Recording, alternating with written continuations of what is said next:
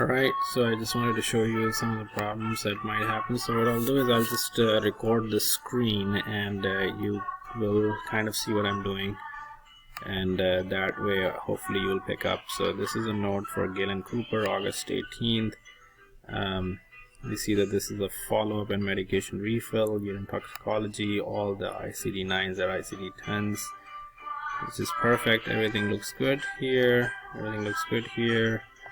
We have sort of a generic follow-up statements here, which is all good, and it's a level 3 visit. So I will remove that and show you how to add it. So now there is no level of service or follow-up level of service here. So in order to add it, like you had a question how to add it, you click on this button, you hit save, and then here you can pick established, which is a follow-up patient, and we schedule level of service 3. So it's 9 and 2 and 4, so level of service 4. So we just kind of forcefully downgrade it by picking lower risk and medical decision making stuff, change it to 9, 1, 2, 1, 3. So if you accept it, this window pops up, and then either conclude it or exit it out. So this is how this note is done. Let's see the next note. It's obviously slow. Andrew Rubin.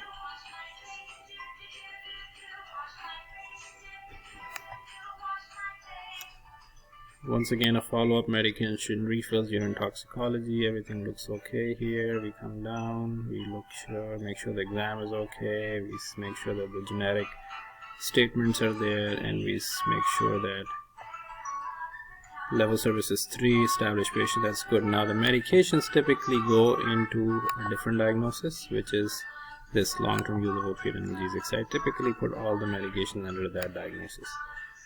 So that's where all the medications are, including that one, which was elsewhere. And this looks good.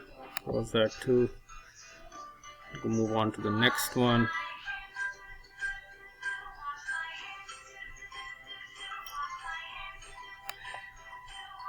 Carol Standifer.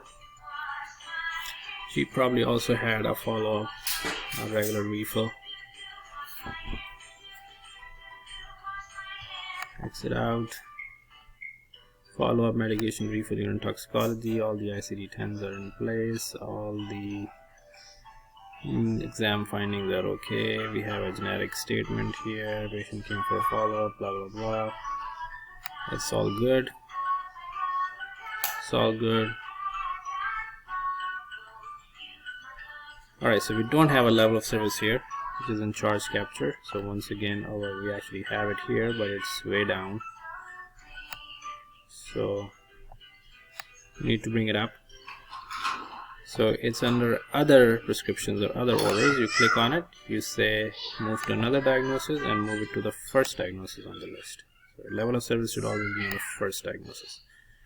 Now it's under first diagnosis. It's okay, no problems. Exit out.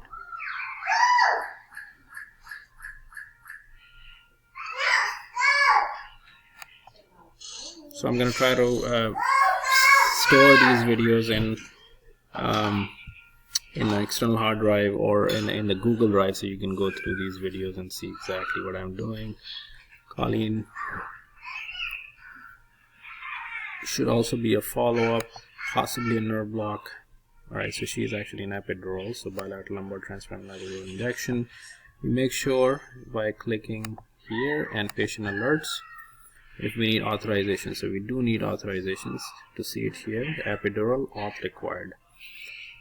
So we have an auth for the epidural from 8/16 good through 8/18 through 8/31, and on 8/18 we did this epidural, so we are good to proceed. See all of that, and they're kind of abandoned complaints, so I'm just gonna kind of add few things. So if you click here and you do link additional back clicking this mouse.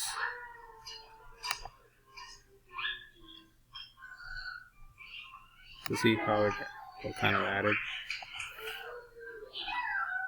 Similarly, click here, linked, additional, back, click on that little thing,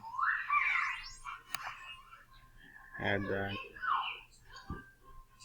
So looks okay, looks okay, looks okay, everything looks okay. We have some sensory neural symptoms, reflexes. I would just change the ankle to +1, 2. So it kind of justifies doing epidural. And make sure that in the assessment plan we have mention of epidural in increasing sciatica pain or lumbar epidural injection, which is perfect. What I'll do is I'll just put a space here so this gets separated from this. So you just click on the yellow thing and hit enter a couple of times. Now in this patient we are not going to do any level of service because it's an epidural injection, or any extra guided injection. You don't really do any level of service. So just change it to LY, L5 and S1. These are the two levels that we typically treat in epidural injection. We make sure that we change this to dexamethasone, because in epidural injection this is the cortisone that we typically use. For nerve blocks we still use depo-merol, so you can leave them there. Okay, so you see that the billing has been done, but the billing is under the wrong diagnosis. So we put the epidural injection under low back pain here, correct, or spondylosis without myelopathy or radiculopathy. It can't really go under that one, because if you're saying it's without radiculopathy, then it cannot really go in there. So it's going to go under this one. This is the most appropriate diagnosis. So we move this up to the number 1. Move the medication diagnosis to number 2. If we were using a level of service in this note, then we would put one diagnosis which is unrelated to the back on number 1, and number 2 will be the injection diagnosis, number 3 will be the medication diagnosis. And in this particular note we are not using any level of service, so we put the lumbar radiculopathy at number 1 and put the medication number 2. Now we need to just move the note. So you click on the note, you hit Control A, which is select all, or you can just simply highlight, and then you do Control C, or you just right click. Sorry. So you do right click. Anyway, so if you do Control C, it copies. So Control A, Control X is cut. So you cut it from that diagnosis, you bring it over to this diagnosis, click on that yellow thing, paste, which is Control V. So you pasted it there. Now the diagnosis, the note under is this diagnosis. And now we go to the, so first of all, we don't want the level of service for any epidural injection, so we remove that. We move these diagnoses to the top diagnosis under which we put the injection. So move to another diagnosis, this one. Move to another diagnosis, this one. Move to another diagnosis, this one. And last one, this one. These medications that are kind of abandoned here, we move it to which diagnosis? Exactly, long-term opioid one.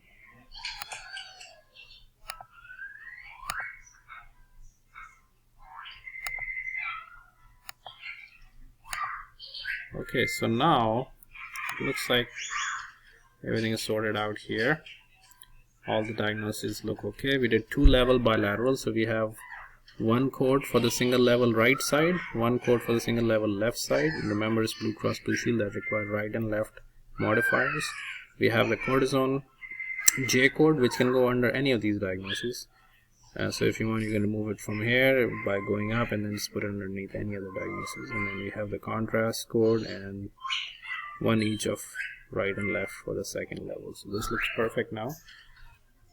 We close it. So